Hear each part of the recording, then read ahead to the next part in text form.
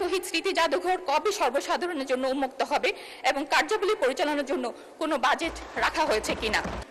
এই আগে যে মহিলা সদস্য বক্তব্য দিলেন তার একজন শহীদ মাতা, এটি খেয়াল করে বক্তব্য রাখবেন। মাননীয় স্পিকার, আপনাকে ধন্যবাদ। মাননীয় স্পিকার, 5 আগস্ট আমার ছোট্ট জাবির ইব্রাহিম গুলিবিদ্ধ হয় এবং অতিরিক্ত রক্তক্ষরণে শাহাদত বরণ করে। মাননীয় স্পিকার, আমি যখন ওকে দেখছিলাম তখন দেখছিলাম ও সাদা ফ্যাকাশে হয়ে গিয়েছে, একটা ফোঁটা বিন্দু রক্ত ওর ভিতরে ছিল না, পুরোটা রক্ত যে এই জমিনে পড়ে গিয়েছে। মাননীয় স্পিকার, আমার ছেলের মতো অসংখ্য শহীদের রক্ত ও বীর সন্তানের অঙ্গহানির আর্তনাদে ভাসছে এই জাতীয় সংসদ। দীর্ঘ 17 বছর পর নানা জুলুম নির্যাতনের পর এই রক্তস্নাত জাতীয় সংসদে আবারও অধিবেশন চলছে বাজেট আলোচনা, যা কিনা জুলাই না আসলে আসলে সম্ভব হতো না। মাননীয় স্পিকার, আমি মাননীয় অর্থমন্ত্রীকে ধন্যবাদ জানাতে চাই। 2026-27 সালের বাজেটে জুলাই শহীদ পরিবারগুলোর জন্য মাসিক ভাতা, আহত যোদ্ধাদের জন্য শ্রেণীভিত্তিক ভাতা এবং আবাসন সহায়তার জন্য 300 কোটি টাকার বরাদ্দ রাখা হয়েছে। মাননীয় স্পিকার, একজন বাবা অথবা মা সকল সুযোগ সুবিধার ঊর্ধ্বে যেটা চায় সেটা হলো তার সন্তানের হত্যার বিচার। দৃশ্যমান বিচার ছাড়া কোনোভাবেই ফেসিবাদী ব্যবস্থার বিলুপ্তি সম্ভব নয়। বর্তমান সরকারের কাছে আমাদের দাবি প্রত্যেকটা হত্যাকাণ্ডের বিচার। মাননীয় স্পিকার, 2026-এর 21শে জুনের প্রশ্নোত্তরে মাননীয় আইনমন্ত্রী বলেছেন, 24শে জুলাই সংগঠিত মানবতা বিরোধী অপরাধে আন্তর্জাতিক অপরাধ ট্রাইব্যুনাল মামলা করা হয়েছে 80টি, তার মধ্যে 7টি মামলার রায় ঘোষণা হয়েছে, 22টি সাক্ষ্য গ্রহণ করা হয়েছে এবং 51টি তদন্তাধীন রয়েছে। প্রায় 2 বছরে 7টি মামলা রায় হয়েছে। এ থেকে বোঝা যায় মামলা কতটা ধীর রয়ে চলছে। মাননীয় স্পিকার, এই মামলাগুলোর আসামি সংখ্যা 463 জন, এই গ্রেফতারকৃত হয়েছে 174 জন এবং এখনো পলাতক রয়েছে 288 জন। মাননীয় স্পিকার, 288 জন পলাতক রয়েছে, এদের গ্রেফতারের অগ্রগতি কি? মাননীয় স্পিকার, আমি আপনার মাধ্যমে মাননীয় আইনমন্ত্রীর কাছে দাবি জানাচ্ছি, প্রতি সেশনে শহীদ সন্তানের বিচারিক কাজের আপডেট জানিয়ে আমাদের বাবা মাদেরকে আশ্বস্ত করবেন। মাননীয় স্পিকার, জুলাই বিপ্লব শহীদের সংখ্যা 1000-এরও বেশি ছিল, কিন্তু আমরা এ পর্যন্ত গ্যাজেটভুক্ত করতে পেরেছি মাত্র 834 জনের। বাকি 50 জন শহীদের তালিকা এখনো পর্যন্ত তালিকাভুক্ত হতে পারেনি। সুষ্ঠু তদন্ত সাপেক্ষে আহত জুলাই যোদ্ধা ও শহীদের গ্যাজেটভুক্তিকরণে প্রয়োজনীয় বরাদ্দ রাখা হোক। মাননীয় স্পিকার, ভোগান্তিতে রয়েছে জুলাই আন্দোলনের অঙ্গ হারানো বীর যোদ্ধারা, তাদের সঠিক ক্যাটাগরি হচ্ছে না, ঠিকমতো সেবা পাচ্ছে না। একজন আহত যোদ্ধা যারা আন্দোলনে হাত চলে গিয়েছে, সে কিভাবে গ ক্যাটাগরিতে থাকতে পারে? মাননীয় স্পিকার, এ ব্যাপারে আমি আপনার সুষ্ঠু তদন্তের দাবি রাখছি। মাননীয় স্পিকার, 844 জন শহীদ এবং 14,407 জন আহত যোদ্ধা স্বীকৃত। এই সংখ্যাগুলো পরিসংখ্যান নয়, প্রতিটির পেছনে আছে একটি বিপর্যস্ত পরিবার। এই পরিবারগুলোর পাশে শুরু থেকে যে প্রতিষ্ঠানটি দাঁড়িয়েছে সেটি হলো জুলাই শহীদ স্মৃতি ফাউন্ডেশন। আর্থিক সহায়তা, চিকিৎসা, পুনর্বাসন, মানসিক স্বাস্থ্য সেবা, স্মৃতি সংরক্ষণ সবকিছু এক ছাদের নিচে। এই পর্যন্ত 831টি শহীদ পরিবার এবং 6127 জন আহত যোদ্ধাকে নিয়ে 120 কোটি টাকা সহায়তা দেওয়া হয়েছে সম্পূর্ণ স্বচ্ছতার সাথে, যা তাদের একনাবিল সিএফএম অডিট রিপোর্টে প্রমাণিত রয়েছে। কিন্তু মাননীয় স্পিকার, গত 3 মাসে এই ফাউন্ডেশনটি কর্মীরা বেতন পাননি, ঈদ বোনাস পাননি। যারা নিজের বেতনের টাকা থেকে আহত শহীদ পরিবারকে সাহায্য করেছেন তারা আজ নিজেরাই সংকটে। মাননীয় স্পিকার, আমি সংসদে 3টি সুনির্দিষ্ট দাবি জানাচ্ছি এই প্রতিষ্ঠানটির জন্য। আর্থিক কোডের মাধ্যমে এই প্রতিষ্ঠানটিকে প্রয়োজনীয় বরাদ্দ দেওয়া হোক। অবশিষ্ট শহীদ পরিবার ও আহত যোদ্ধার জন্য সরকার প্রতিশ্রুত অবশিষ্ট 263 কোটি টাকা বরাদ্দ দেওয়া হোক।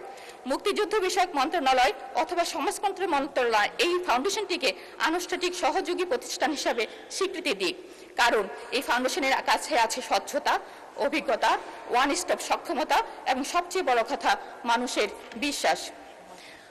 মাননীয় স্পিকার, আমাকে একটু সময় দিবেন 2 মিনিট। জুলাই মুছে সদস্য, আপনাকে 2 মিনিট বাড়িয়ে দেওয়া হলো, 2 মিনিটে শেষ করবেন। ধন্যবাদ মাননীয় স্পিকার। জুলাইকে মুছে ফেলতে পলাতক ফ্যাসিস্টের বাহিনী বাস্তবে ও সামাজিক মিডিয়াগুলোতে অতিমাত্রায় তৎপর। বিভিন্ন জায়গায় জুলাই যোদ্ধাদের উপর নির্যাতন, হুমকি, স্মৃতিস্তম্ভ পুড়িয়ে ফেলার মতো ন্যাক্কারজনক ঘটনা ঘটছে। জুলাই যোদ্ধাদের আইনি সুরক্ষা দেওয়া হলেও রাজনৈতিক সুরক্ষা দেওয়া হয়নি। এ ব্যাপারে মাননীয় আইনমন্ত্রীর কাছে একটি সুস্পষ্ট নির্দেশনা চাচ্ছি। মাননীয় স্পিকার, জুলাইকে বাঁচাতে হলে জুলাই বিপ্লবের ইতিহাস, আহত যোদ্ধাদের কথা এবং শহীদের স্মৃতি সংরক্ষণের জন্য জাতীয় ও স্থানীয় পর্যায়ে জুলাই স্মৃতিসৌধ, জুলাই জাদুঘর, গবেষণা কেন্দ্র এবং ডিজিটাল আর্কাইভ প্রতিষ্ঠার জন্য বাজেট বরাদ্দ রাখার জন্য অনুরোধ জানাচ্ছি, যাতে আগামী প্রজন্ম সত্য ইতিহাস জানতে পারে। মাননীয় স্পিকার, প্রাসঙ্গিকভাবে উল্লেখ করছি, জুলাই শহীদ স্মৃতি জাদুঘর কবে সর্বসাধারণের জন্য উন্মুক্ত হবে এবং কার্যাবলী পরিচালনার জন্য কোনো বাজেট রাখা হয়েছে কিনা। মাননীয় স্পিকার, আমরা ভুলিনি প্রিজন ভ্যানের সামনে দাঁড়ানো সেই মেয়েটাকে, যে তার বুকে সাহস দিয়ে সারা বাংলাদেশকে যে দেখিয়েছিল কিভাবে অন্যায়ের সামনে জীবন বাজি রেখে দুহাত প্রসারিত করে দাঁড়াতে হয়। মাননীয় স্পিকার, সেই মেয়েটাকেও ভুলিনি আমরা, যে ছাত্রলীগের লাঠির আঘাতে যার কপাল কেটে রক্ত ঝরেছিল। মাননীয় স্পিকার, জুলাইয়ের পর এইসব অগণিত নারী যোদ্ধারা হারিয়ে গেছে, কিন্তু তাদের হারাবার কথা ছিল না। আমি আপনাদের মাধ্যমে এইসব নারীদের সংশ্লিষ্ট মন্ত্রণালয় পুরো স্বীকৃতির আশা করছি। মাননীয় স্পিকার, আহত ও পঙ্গু ব্যক্তিদের জন্য আজীবন চিকিৎসা, ফিজিওথেরাপি, মানসিক স্বাস্থ্য সেবার বরাদ্দ রাখা প্রয়োজন মনে করছি। মাননীয় স্পিকার, একটি পরিবার কর্মক্ষম মানুষটি যখন হারিয়ে যায়, সেই পরিবারের সন্তানদের শিক্ষার উপর আঘাত হানে। শহীদ ও আহত পরিবারগুলির জন্য স্কুল, কলেজ, মাদ্রাসা ও বিশ্ববিদ্যালয়গুলোতে আর্থিক প্রণোদনা দিলে তারা ঝরে না গিয়ে সম্পদে পরিণত হতে পারত। মাননীয় স্পিকার, মাননীয় অর্থমন্ত্রী বাজেট বক্তৃতার ৩ নম্বর অনুচ্ছেদে উল্লেখ করেন, আমরা যে জুলাই জাতীয় সনদ স্বাক্ষর করেছি তা অক্ষরে অক্ষরে বাস্তবায়ন করার ঘোষণাও ইতিমধ্যে মাননীয় প্রধানমন্ত্রী জাতির সামনে এনেছেন। যে জুলাই না আসলে আজকের এই সংসদেরই অস্তিত্ব ছিল না, সেই জুলাইকে নিয়ে জুলাই সনদ এখনো বাস্তবায়ন হয়নি। মাননীয় স্পিকার, আমি আপনার মাধ্যমে জুলাই সনদ বাস্তবায়নের আবেদন রাখছি। মাননীয় স্পিকার, সরকারি দল তার নির্বাচনী ইস্তেহারে থাকা সুশাসনের সঠিক প্রয়োগ করে জুলাই সনদের পাশাপাশি বাজেটকে অক্ষরে।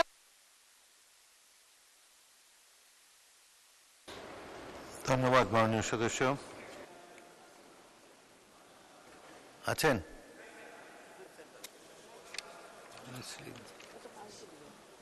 মাননীয় চিফ হুইপ। অত্যন্ত হৃদয়গ্রাহী একটা বক্তব্য রেখেছেন, কিন্তু তার বক্তব্যের মধ্যে কিছু ব্যাখ্যা খুব দাবি রাখে। তার জন্য মাননীয় আইনমন্ত্রীকে আপনি যদি একটু সময় দেন, তিনি 3 মিনিটে কিছু বক্তব্য রাখবেন তার ব্যাখ্যার জন্য। ধন্যবাদ মাননীয় স্পিকার।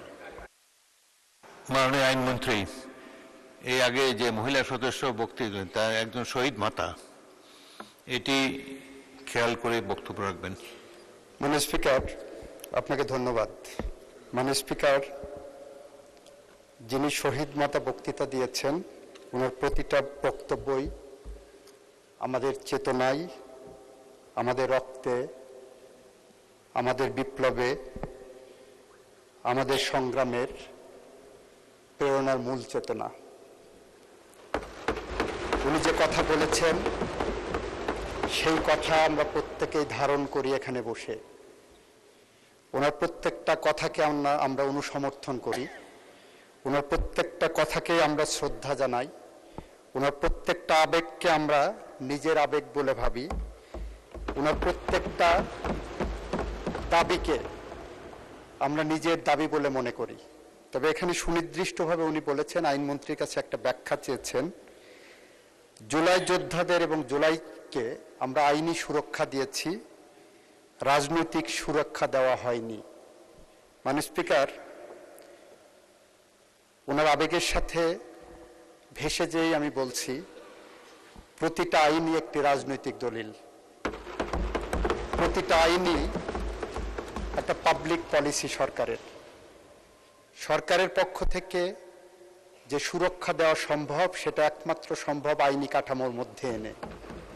এবং আমাদের সরকার, বিএনপির সরকার, জুলাই যোদ্ধাদের সরকার, জুলাই চেতনার সরকার সেই আইনি কাঠামোর মধ্যে নেই, সেইটাকে সুরক্ষা দিয়েছে এবং ওটাই রাজনৈতিক সুরক্ষা হিসেবে বিবেচিত হবে। এবং এর বাইরে যদি কোনো রাজনৈতিক সুরক্ষার প্রয়োজন হয়, উনি যদি সুনির্দিষ্টভাবে বলেন, সেটাও আমরা আইনি কাঠামোর মধ্যে নেই। সেই সুরক্ষা দিতে প্রস্তুত আছি মাননীয় স্পিকার। আপনাকে ধন্যবাদ মাননীয় স্পিকার।